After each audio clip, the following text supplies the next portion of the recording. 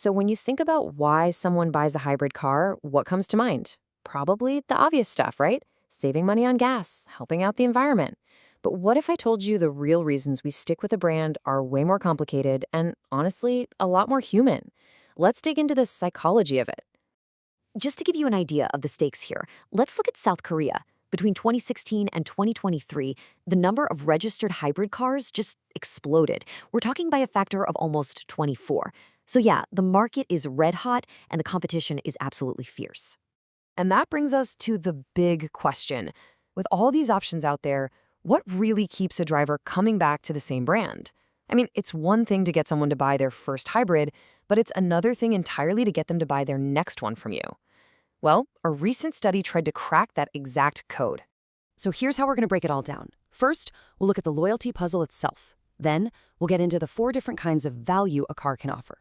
After that, we'll explore the classic battle between our heart and our head, uncover some really surprising connections, and pinpoint the absolute deal breakers for buyers. And finally, we'll lay out a data-driven roadmap to winning a driver's loyalty.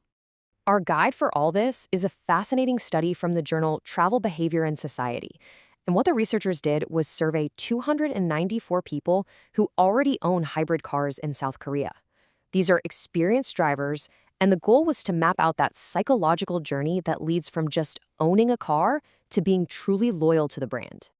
Okay, so the researchers started by breaking down this big idea of value into 4 specific types. You can think of these as the key ingredients they think go into our final decision. Let's get to know them. First up, you've got enjoyment value. This one's simple. It's just the pure fun of it. You know, that smooth, quiet acceleration from the electric motor, or the kick you get from using some cool new tech. It's all about the pleasure of the actual drive.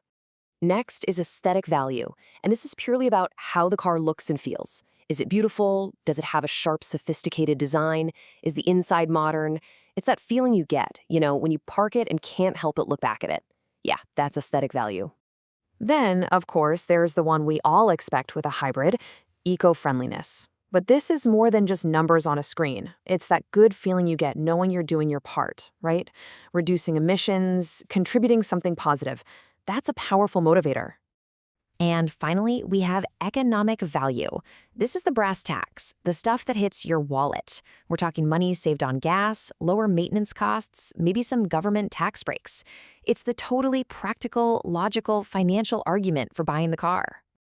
All right, so we've got these 4 kinds of value. But here's where it gets really interesting.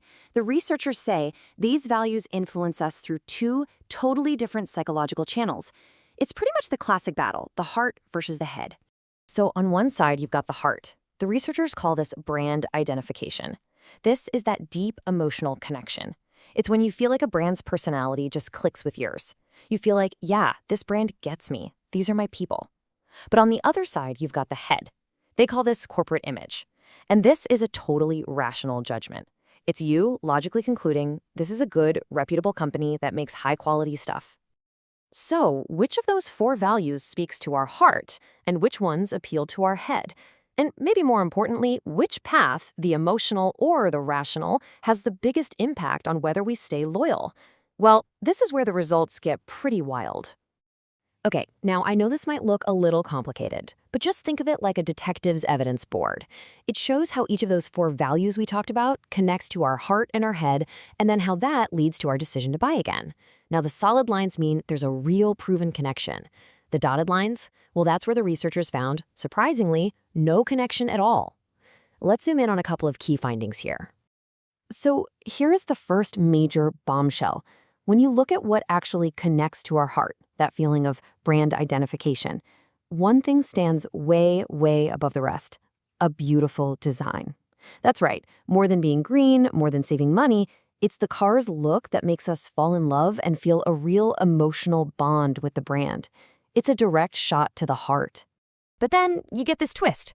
What about how fun the car is to drive? You'd think that would be a huge factor for an emotional connection, right? Well, it turns out, no.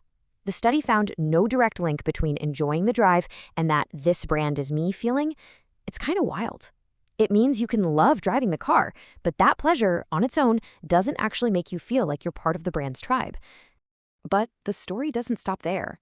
The researchers added another really clever layer to this. They wanted to figure out the difference between the things that drive us to choose a car and the things that are just absolute non-negotiable requirements, the deal breakers. Let me put it this way. A driver is what makes you pick car A over car B, but a necessary condition is the price of entry.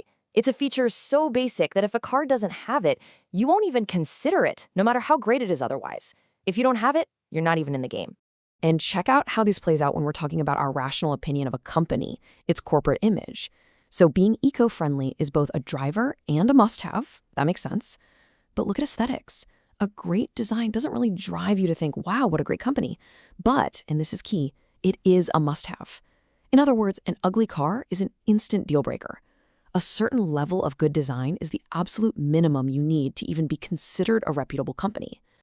So, what does this all mean for car companies? Well, when you put all these pieces together, the study basically hands them a clear data-backed roadmap for how to build real, unshakable brand loyalty in this crazy competitive market. And right here, this is probably the single most important conclusion in the whole study. When it really comes down to it, to you actually deciding to buy from that brand again, our rational brain has more power than our emotional heart. A company's solid reputation is ultimately more important than its cool personality. Your head wins. And they were able to get so specific, they actually calculated a recipe for high loyalty.